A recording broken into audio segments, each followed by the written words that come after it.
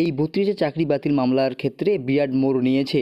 কেননা প্রথমত senior advocate Bikash Ranjan Bhattacharya ক্যান 2 এবং ক্যান 3 সম্পর্কে বিস্তারিত তথ্য তুলে ধরেন। অর্থাৎ এর আগেও তিনি যে সমস্ত তথ্য তুলে ধরেছেন, অর্থাৎ কীভাবে এই নিয়োগের ক্ষেত্রে সিস্টেমেটিক ফ্রড হয়েছে এবং কীভাবে র্যাঙ্ক জাম্পিং করে চাকরি হয়েছে, একাধিক বিষয় কিন্তু তুলে ধরেছেন। এছাড়াও ওএমআর যে নির্মিত কোম্পানি রয়েছেন বাসুদেবন রায় কোম্পানি, সেই বিষয়েও কিন্তু তুলে ধরেছেন।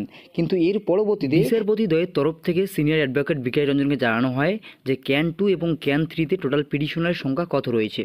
এর পরবর্তীতে ক্যান 4 সম্পর্কে বিস্তারিত আলোচনা হয়েছিল। এই ক্যান 4-এ টোটাল 50 জন ক্যান্ডিডেট ছিল।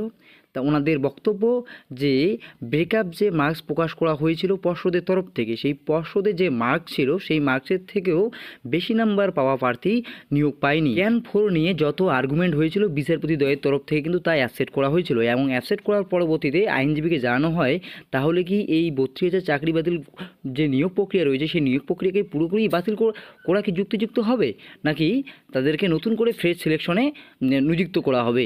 এর পরবর্তীতে আইনজীবীর তরফ থেকে জানানো হয় যে উনি ফ্রেশ সিলেকশনের পরিবর্তে ওনার যে পিটিশনার রয়েছেন তাদেরকে অ্যাপয়েন্টমেন্টের কথা বলেন।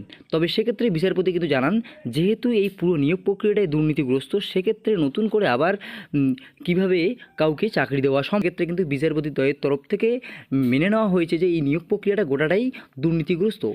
সেক্ষেত্রে বিচারপতি দ্বয়ের তরফ থেকে যে পর্ষদের আইনজীবী রয়েছেন মিস্টার দত্ত এবং মিস্টার সেনাল, ওনাদেরকে পরবর্তী যে শুনানির তারিখ রয়েছে আগামী 6 নভেম্বর, সেই দিনই কিন্তু যাবতীয় এই যে সমস্ত অভিযোগ উঠে আসে এই অভিযোগের ভিত্তিতে ওনাদেরকে কিন্তু রিপ্লে করতে